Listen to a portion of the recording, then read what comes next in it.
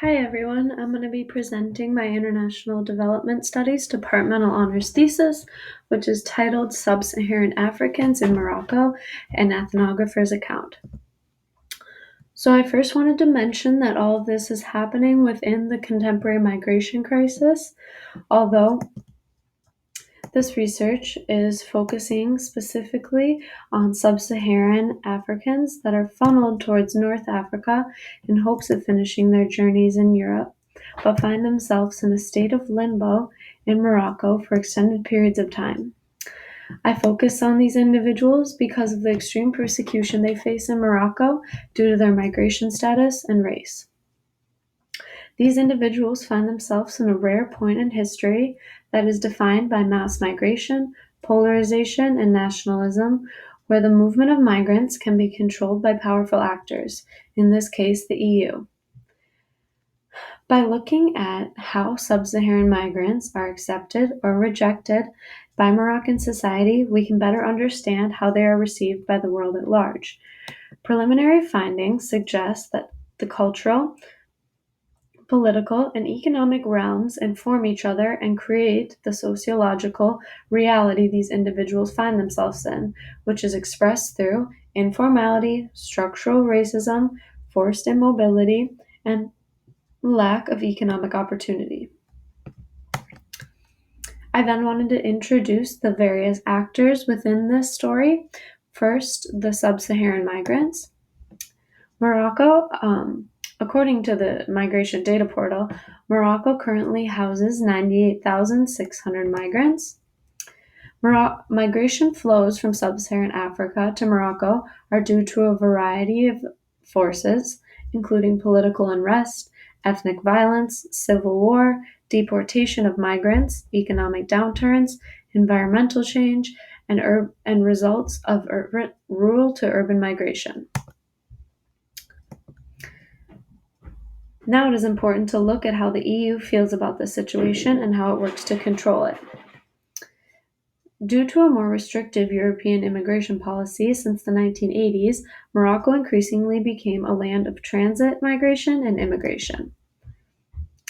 The EU strongly inclines to protect the European hinterlands from unwanted immigration and fortune seekers. We can see how these migrants' movement is controlled by the EU via the ways the EU funnels money into Morocco. Morocco, in turn, provides these migrants with residency cards and for Morocco, and forced mobility is imposed on these individuals as they cannot move to Europe. The hospitality from Morocco is surface level, and it can be argued that these migrants are being used as political pawns. As Morocco, and now looking at the Moroccan government's role in all of this, as the Moroccan government becomes a receiving country, it is vital to take on this responsibility humanely. The Moroccan government has been lacking in implementing the necessary changes when granting residency to tens of thousands of migrants. In 2013, they led a naturalization campaign which gave residency permits to tens of thousands of migrants from sub-Saharan Africa. As this population of migrants increased, there was no subsequent change in policy or laws to accommodate these visitors, there were various reports of human rights abuses. This inaction results in little economic opportunity for migrants, bureaucratic barriers, as well as structural racism. These border control campaigns, pushed forward by the EU and implemented in places like Morocco, can lead to more insidious behavior, like the human rights abuses we talked about. So then I wanted to touch on my different evidence and methods I used in my thesis. I used a two-prong approach, which first touched on bureaucratic barriers, limbo, forced immobility, informality, and waithood. Going into my experience in Morocco, I intended to collect data on various subjects regarding sub-Saharan migrants. I planned on gaining this data via an internship at Foundation Orient Occident, otherwise known as FOO, a foundation headquartered in Rabat, which provides services and resources to migrants. Within a few weeks of arrival in Morocco, I gained approval for my workshop, but it took approximately 3 months to actually get the workshop scheduled. Although FOO told me that they had workshops of this nature in the past, they made it extremely difficult to schedule, create an accessible sign-up sheet, and host this workshop. Based on my experience at FOO, it seemed as though they were extremely understaffed and lacked the organizational skills that and made it difficult for resources to get to migrants. The bureaucratic hurdles I faced throughout this experience can be used as a tool to understand the bureaucratic hurdles that migrants face. As the ways I was unable to access these migrants and assist them mirrored the ways in which they could not access resources. This period of lack of access to resources and any tools for economic survival for migrants is defined by a period of waithood. This period of waithood is created by the state under the guise of being moral and just. As an ethnographer, I witnessed these migrants on the sidelines of society. This period of limbo I experienced cannot be compared to the horrible and at times deadly experience of these migrants, but instead can be used as a tool to understand the actors and systems that control the lives of these migrants and create the system of waithood they find themselves in.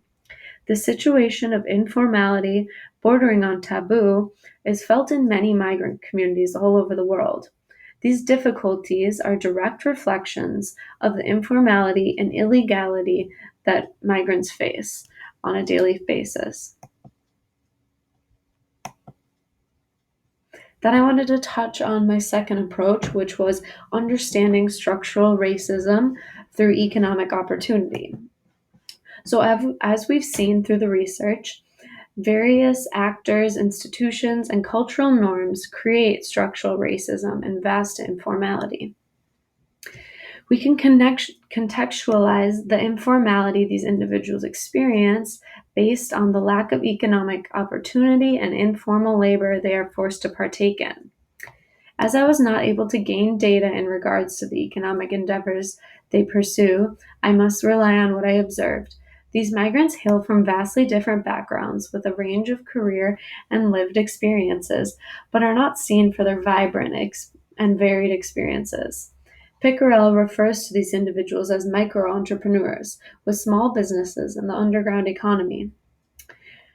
She looks at migrants taking part in the informal economic sector in roles such as shoe repair, sale of African products, cuisine, construction, hairstyling, childcare, house cleaning, landscaping, prostituting, and begging.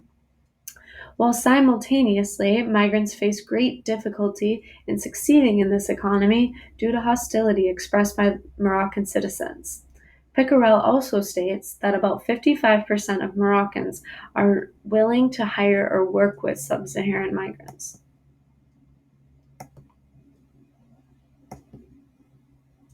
As a bit of a closing, I wanted to quote two interviews that I conducted while I was in Morocco, one of them being with a young Moroccan college student and one of them being with a Sub-Saharan migrant.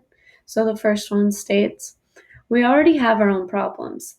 We are not a happy country, and now, all of a sudden, they are here and it feels like we are fixing other people's problems. Also, there are a lot of rumors about the king doing something to help people in Africa, something to help people somewhere else in France. And people are like, why is he doing something outside of Morocco? We need help here." And then the next quote from the Sub-Saharan migrant, "I am not going to judge Moroccans in general, but I think some of them are ignorant to these things.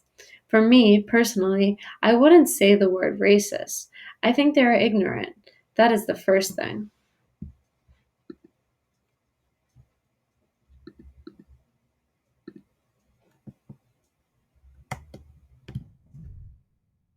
So I wanted to close by mentioning this study examines the ways in which interpretations of Sub-Saharan migrants based on race and migration status affect their movement, opportunity, and access to basic human rights.